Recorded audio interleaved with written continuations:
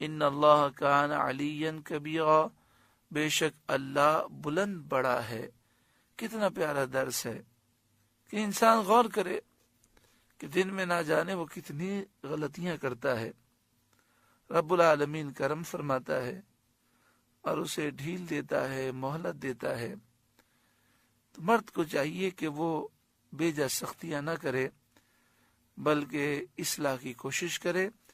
اور اگر وہ غلطی کے بعد عورت معافی مانگے تو سچے دل سے اسے معاف کر دے۔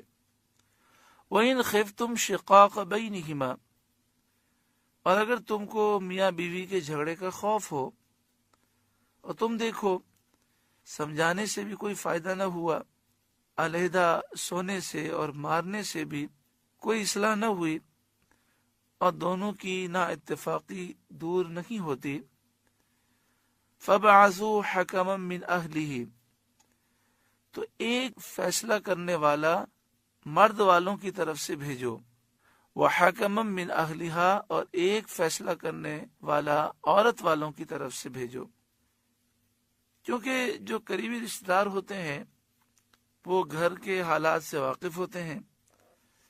اور ان کی یہ بھی خواہش ہوتی ہے کہ میاں بیوی کے درمیان آپس میں محبتیں بھی پیدا ہو جائیں، اور دونوں فریق ان پر اعتماد بھی رکھتے ہیں، اور ان سے اپنے دل کی بات کہنے میں وہ تعامل بھی محسوس نہیں کرتے۔ جب یہ ساری چیزیں ہیں تو امید ہے کہ آپس میں صلح ہو جائے گی۔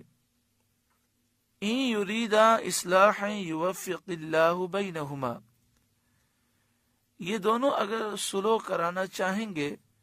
تو اللہ ان میں میل کر دے گا۔ ابھی عرض کیا گیا کہ جب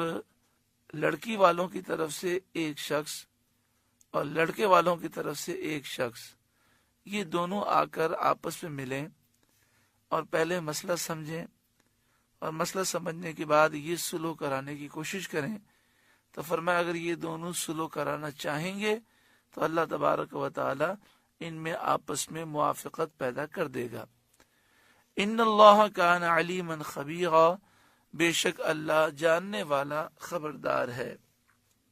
یہ بات یاد رکھیں کہ جب بھی میاں بیوی کا جھگڑا ہو تو اس میں دونوں کو عقل مندی سے کام لینا چاہیے، معاملات دوسروں کو بتانے کی بجائے خود حل کرنے کی کوشش کریں۔ جب وہ دیکھیں کہ ہمارے معاملات آپس میں حل نہیں ہوتے تو سب کو بتانے کے بجائے اپنے خاندان سے 2 یا 4 افراد کا تعین کیا جائے جو سمجھدار ہوں، متقی پرہیزگار ہوں، جو صلح کرانا چاہتے ہوں، ان کو اپنے معاملات بتائیں تو وہ مل بیٹھ کر اس کا حل نکالنے کی کوشش کریں۔ پھر یہ بھی یاد رکھیں کہ جب میاں بیوی کے درمیان صلح کرانی ہو تو شوہر کے سامنے بیوی کی برائیاں بیان نہ کی جائیں، یا بیوی نے جو شوہر کی برائیاں انہیں بتائی ہیں ان کے سامنے یہ نہ کہا جائے کہ وہ تو آپ کے بارے میں یہ نظریہ رکھتی ہیں، بلکہ ایسی باتیں کی جائیں کہ جس سے نفرتوں میں کمی ہو اور وہ ایک دوسرے کے ذہنی طور پر قریب آ جائیں۔ بڑے افسوس کے ساتھ یہ بات ہم کہہ رہے ہیں کہ آج ہمارے معاشرے میں لوگ صلح کرانے کے بجائے لڑانا جانتے ہیں، لڑا کر غالباً سکون محسوس کرتے ہیں، وہ اس سے مزہ حاصل کرتے ہیں۔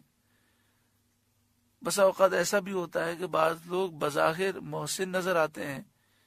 لیکن وہ کسی کی نعمت سے جل رہے ہوتے ہیں، تو بجائے یہ کہ وہ صلح کرائیں، جب ان کو میاں بیوی کا جھگڑا محسوس ہوتا ہے تو وہ مزید اس میں آگ لگانا چاہتے ہیں۔ اور یہاں یہ بھی مسئلہ ہے کہ ہمارے یہاں پر لڑکی والے بھی اور لڑکے والے بھی وہ بہت زیادہ جذباتی ہو جاتے ہیں، اور ایک دوسرے پر جھوٹے الزامات لگانا اور ایک دوسرے کی عزتوں کو اچھالنا، جب یہ ساری چیزیں ہوں گی تو دنیا بھی تباہ ہوگی اور آخرت بھی تباہ ہونے کے امکانات ہیں۔ اللہ تعالی ہر ایک کو عقل سلیم عطا فرمائے اور ہر ایک کو ایک دوسرے کے حقوق کا لحاظ رکھنے کی توفیق عطا فرمائے۔